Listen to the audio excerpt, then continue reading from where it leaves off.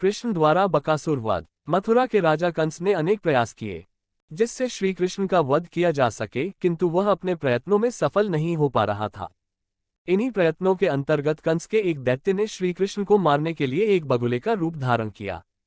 बगुले का रूप धारण करने के ही कारण उसे बकासुर कहा गया। दोपहर के पश्चात का समय था। श्री कृष्ण दोपहर का भोजन करने के पश्चात एक वृक्ष की छाया में आराम कर रहे थे। सामने गौएं चर रही थीं। कुछ ग्वाल बाल यमुना में पानी पीने गए। ग्वाल बाल जब पानी पीने बैठे तो एक भयानक जंतु को देखकर चीत्कार कर उठे।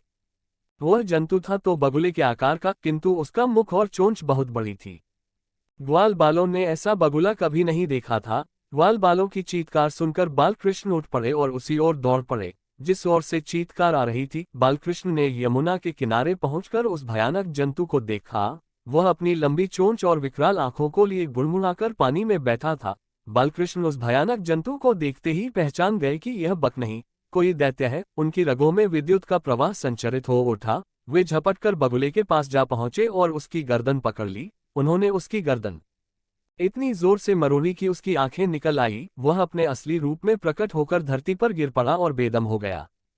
बगुले के रूप में भयानक राक्षस को देखकर ग्वाल बालों को बड़ा आश्चर्य हुआ।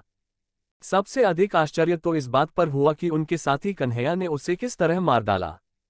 वे अपने कन्हैया को देवता समझने लगे। उन्होंने संध्या समय बस्ती में जाकर कन्हैया की प्रशंसा करते हुए लोगों को बताया कि किस प्रकार कन्हैया ने एक भयानक दैत्य को, जो बगुले का रूप धारण किए हुए था, मार डाला। वत्सासुर का वध और बकासुर की मृत्यु की खबर सुनकर कंस चिंतित हो उठा। उसे समझने में देर नहीं लगी कि अवश्य निंद्राया का पुत्र ही देवकी के गर्भ का 8वां बालक है। अतः कंस कृष्ण को हानि पहुंचाने के लिए अपने दैत्यों को वृंदावन भेजने लगा। ऐसी और रोचक कथा सुनने के लिए हमें लाइक करें, शेयर करें और सब्सक्राइब करें।